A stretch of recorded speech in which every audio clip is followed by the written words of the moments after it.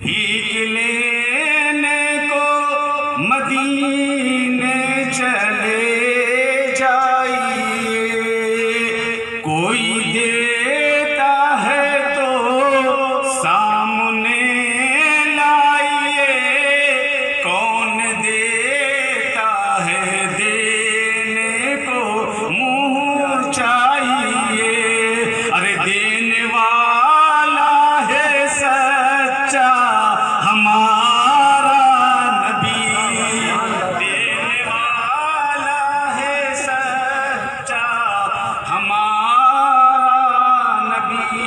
اعلیٰ حضرت کے کلام میں ایک شعر ہے کہ جیسے سب کا خدا ایک ہے ویسے ہی، جیسے سب کا خدا ایک ہے ویسے ہی، جیسے مہر سما ایک ہے ویسے ہی، جیسے مہر سما ایک ہے ویسے ہی، جیسے روز جزا ایک ہے ویسے ہی، جیسے روز جزا ایک ہے ویسے ہی، جیسے باب عطا ایک ہے ویسے ہی، جیسے باب عطا ایک ہے ویسے ہی، جیسے سب کا خدا ایک ہے ویسے ہی، ان کا ہمارا تمہارا نبی، ان کا ہمارا تمہارا نبی۔ اللہ کا ارشاد گرامی ہے، قل ان کنتم تحبون اللہ فاتبعونی یحببکم اللہ۔ لہٰذا اس آیت مبارکہ پر بہت لمبی چوڑی گفتگو کرنے کا وقت بھی نہیں ہے، اس لیے کہ اب وہ سماعت بھی باقی نہیں رہی، دل بھی مزمحل ہو چکا ہے، تھکاوٹیں بھی ہیں اور موسم کا مزاج بھی ٹھنڈ کا ہے، لہٰذا کچھ ضروری باتیں۔ سب سے پہلے تو میں تمام مشائخ کا، تمام علماء کرام کا ناظرین، ثبوت ہے کہ ہم عبداللہ کے کہنے سے نہیں رکیں گے، ہم آ رہے ہیں تو رسول اللہ کے کہنے سے آ رہے ہیں، عبداللہ کے کہنے سے رکنے والے نہیں ہیں، ہے کہ نہیں؟ ہم کیوں رکیں گے بھائی؟ اب جب رسول اللہ نے مجھ کو مزاج دیا، مجھ کو سبق پڑھایا، مجھ کو پیغام دیا جانے کا، تو ہم خوب چلیں گے، خوب پہنچیں گے۔ دوسری حدیث سماعت کیجئے، حضرت ذوالخویسرہ یمانی رضی اللہ تعالیٰ عنہ ہیں، جو دیہاتی صحابی ہیں۔ جیسے حضرت کے مرید میں بھی بہت سارے ایسے ہیں کہ جو دیہات کے رہنے والے ہیں، اور بہت سے ایسے ہیں کہ جو شہر کے رہنے والے ہیں، اور بہت ایسے ہیں کہ جو بگ سٹی کے رہنے والے ہیں، بڑے شہر کے رہنے والے ہیں۔ تو اس زمانے میں بھی قصبہ تھا، شہر تھا، روایت میں آتا ہے دیہاتی صحابی تھے۔ دیہاتی ہونے پر افسوس مت کیجئے گا سمیع اللہ صاحب، ارے دیہاتی ہونا بھی بڑا مقدر ہے، دیہاتی ہونا بھی بڑا مقدر ہے، اس لیے مقدر ہے کہ آج تک ان کا ذکر بھی حدیث کے کتابوں میں دیہاتی ہی کے نام سے یاد کیا جاتا ہے، کہ بدوی صحابی تھے۔ اب بدو کے معنی ہوتا ہے دیہات، کہ بدوی صحابی تھے، آج بھی یاد کیا جاتا ہے، لہٰذا آپ جو ہے دیہات کے ہونے پر افسوس مت کیجئے گا، ہاں قسمت میں ناز کیجئے گا، دیہات میں ہو یا شہر میں ہو یا قصبے میں ہو یا بلاک میں ہو، محبت شرط ہے، اگر محبت ہوگی تو دیہات میں رہنے والا آدمی بھی شہر میں رہنے والے سے افضلیت رہے گا۔ کیا بات ہے یا رسول اللہ، زندہ باد،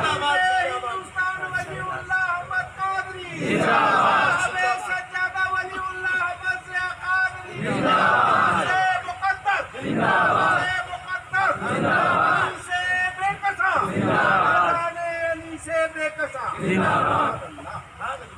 محبت ضروری ہے اور محبت میں علم ضروری نہیں ہے. یہ بھی ایک جملہ ذہن میں آ گیا تو عرض کر دے رہا ہوں. محبت میں علم ضروری نہیں ہے, محبت ضروری ہے. علم ہے تو اور بھی محبت میں نکھار پیدا ہوگا. اگر علم نہیں ہے تو محبت ضروری ہے. محبت کے لیے علم کا ہونا ضروری نہیں ہے. اگر علم کا ہونا ضروری ہوتا, اگر عالم کا ہونا محبت کی شرط ہوتی تو مدینے مکے میرے آقا دیکھیے یہ پوری رہتی دنیا تک یہ پیغام ہے, سبق ہے. آقا کی بارگاہ سے اور صحابی کا عشق سے یہ سبق ہم تمام لوگوں کو ملا ہے رہتی دنیا تک, صبح قیامت تک. اور آقا کی بارگاہ سے وہی پیغام ملتا ہے کہ جو ہم غلاموں کے لیے نفع بخش ہوتا ہے, وہی پیغام. لہذا آقا نے مسکرا کر پوچھا تم نے قیامت کے لیے کیا تیاری کی ہے؟ وہ صحابی رسول آقا چاہتے, آقا نے سوال کے رخ کو موڑ دیا اور پوچھا کہ تم نے قیامت کے لیے کیا تیاری کی ہے؟ وہ صحابی رسول مچل کر جواب دیتے ہیں میرے آقا ہمارے پاس اللہ اس کے رسول کی محبت کے علاوہ کچھ نہیں ہے. آپ ہم سے پوچھ رہے ہیں قیامت کے بارے میں کہ قیامت کے لیے کیا تیاری کیا ہے, تو اللہ اس کے رسول کی محبت کے علاوہ کچھ بھی نہیں ہمارے پاس کچھ بھی نہیں ہے. تو آقا رک کر کے, علماء بیٹھے ہیں, آقا رک کر کے صحابی سے پوچھ سکتے تھے کہ ذوالفقار تم نماز پڑھتے ہو یہ عمل خیر نہیں ہے, تم روزہ رکھتے ہو یہ عمل خیر نہیں ہے, تم صدقہ و زکوٰۃ دیتے ہو یہ عمل خیر نہیں ہے, تم ہماری اولاد کی محبت بیان کر رہے ہو.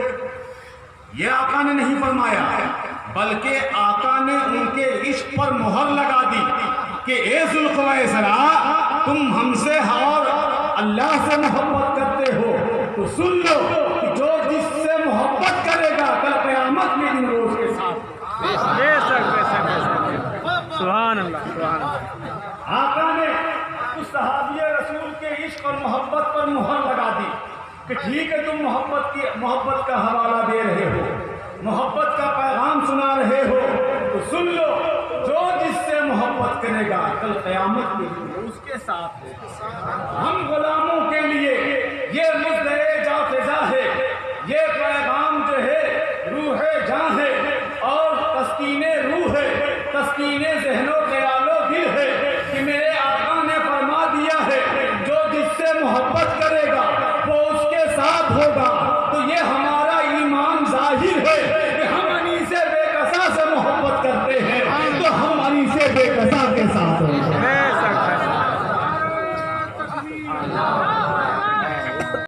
نظام دنیا بدل سکتا ہے لیکن آقا کا فرمان بدل نہیں سکتا ہے. وہ زبان جس کو سب کی کنجی کہے اس کی نافذ حکومت پہ ہو سکتا. وہ زبان نبی وحی الہی ہے, وہ زبان جو دیکھنے میں زبان نبوت جو ہے دیکھنے میں ظاہر زبان ہے, وہ وحی الہی کی گفتگو ہوتی رہتی ہے. میرے آقا کچھ ایسے نہیں بولتے جب تک رب کا حکم نہیں ہوتا. لہذا بات ہوتی چلی جائے گی, وقت گزرتا جائے گا.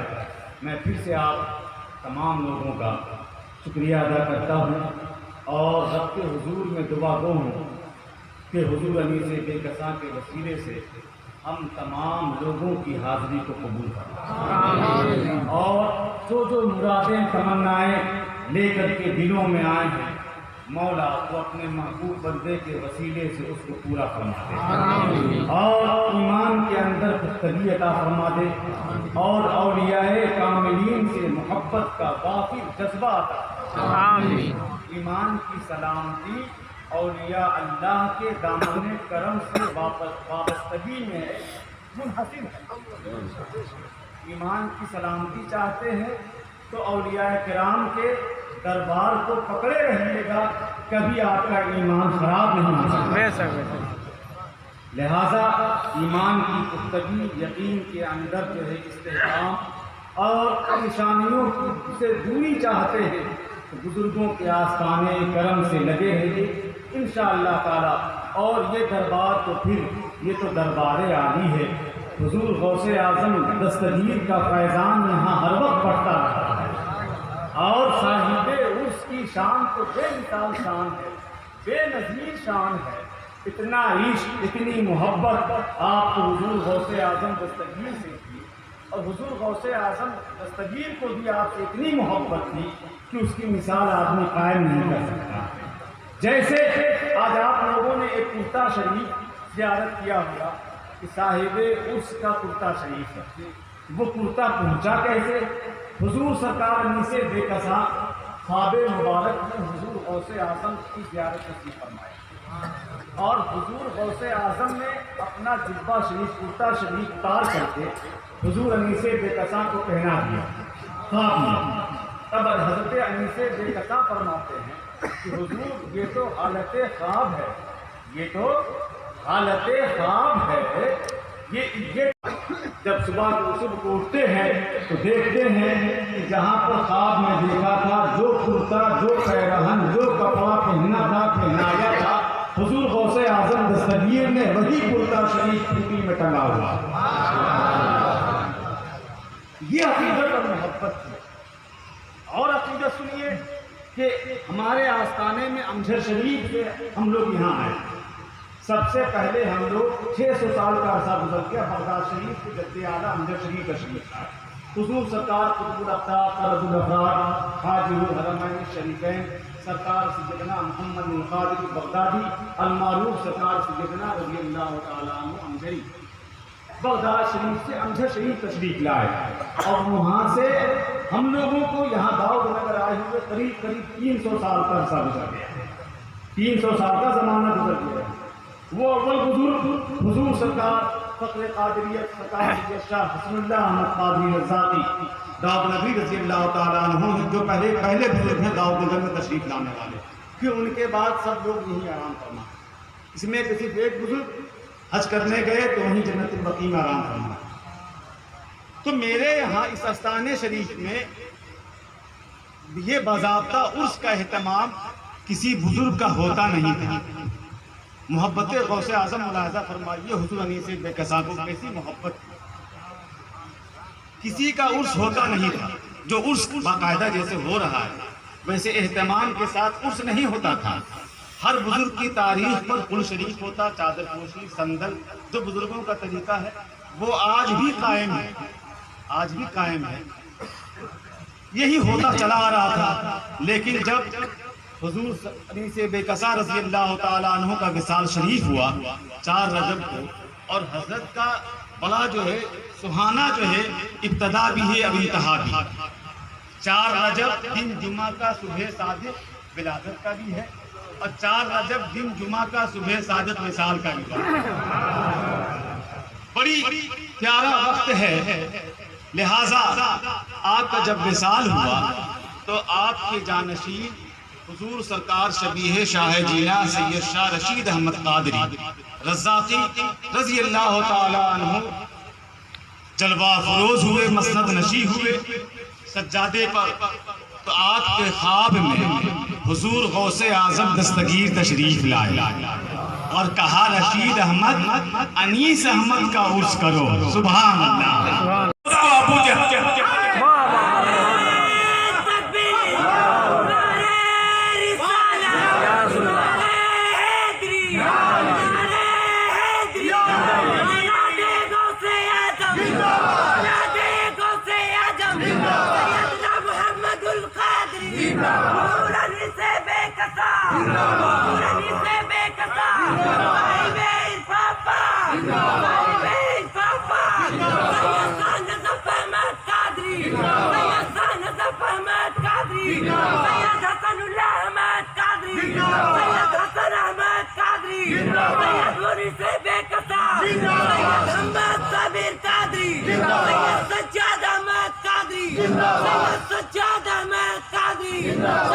سجادہ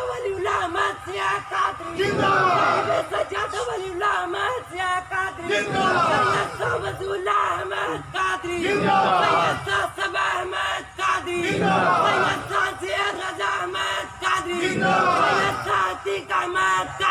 سید سارد احمد قادری، سید صابر احمد قادری، سید ندیم احمد قادری، سید سجاد احمد قادری، سید جعفر، غوث اعظم، غوث علی سے بے قطع، نعرہ تکبیر، نعرہ رسالت۔